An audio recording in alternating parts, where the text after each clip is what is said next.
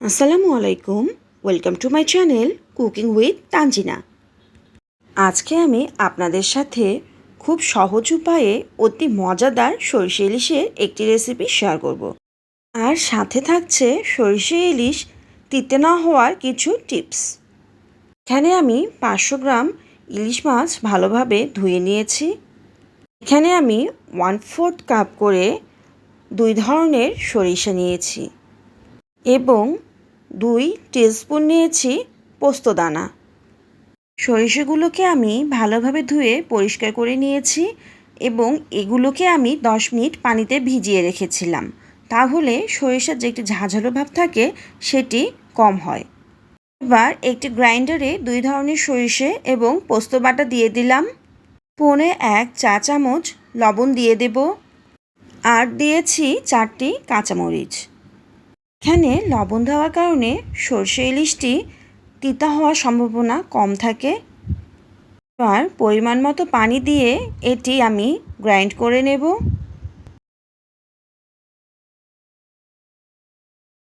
এটিকে ভালোভাবে গ্রাইন্ড করে নিতে হবে। আপনারা চাইলে শিলপাটাও বেটে নিতে পারেন।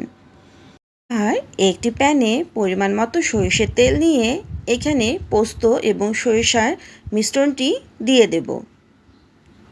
সরষে ইলিশ অবশ্যই সরষের তেল দিয়ে করার চেষ্টা করবেন, তাহলে স্বাদটি বহুগুণে বেড়ে যায়। এবার 1/2 চামচ লবণ দিয়ে নেব। হলুদের গুঁড়ো দিব 1/4 চা চামচ। মরিচের গুঁড়ো দিব 1/4 চা চামচ। এবার সবগুলো উপকরণ ভালোভাবে মিশিয়ে নেব। এখানে লবণটি কিন্তু একটু সাবধানতার সহিত দিতে হবে, কারণ শুরুতে আমরা লবণ দিয়ে ব্লেন্ড করে নিয়েছিলাম। সবগুলো উপকরণ ভালোভাবে মেশানো হয়ে গেলে এবার আমি মাছগুলো দিয়ে দেব। এবার মাছগুলোর সাথে সবগুলো উপকরণ ভালোভাবে সুন্দর করে মাখিয়ে নেব। সবগুলো মাছ ভালোভাবে মাখা হয়ে গেলে এটিকে আমি 10 থেকে 15 মিনিটের জন্য রেস্টে রেখে দেব, তাহলে মাছের ভিতরে সব কিছু ভালোভাবে ঢুকবে। এবার এখানে আমি পরিমাণ মতো পানি দিয়ে নেব।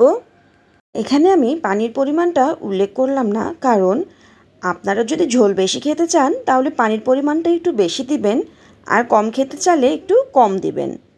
যেহেতু ইলিশ মাছ তাড়াতাড়ি সেদ্ধ হয়ে যায়, তাই পানির পরিমাণটি একটু কম দেওয়াটাই ভালো। এবার চুলার উপর প্যানটি দিয়ে মিডিয়াম হিটে মাছগুলো রান্না করে নেব।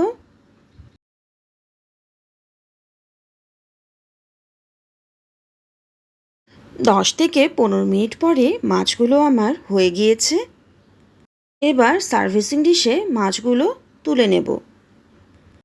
দেখুন কি সুন্দর মাছগুলো হয়েছে। কালারটি মাশাআল্লাহ অনেক সুন্দর এসেছে এবং এটি দেখতে যেমন সুন্দর হয়েছিল, খেতেও মাশাআল্লাহ অনেক মজা হয়েছে। আশা করি রেসিপিটি আপনাদের ভালো লেগেছে। আল্লাহ হাফেজ।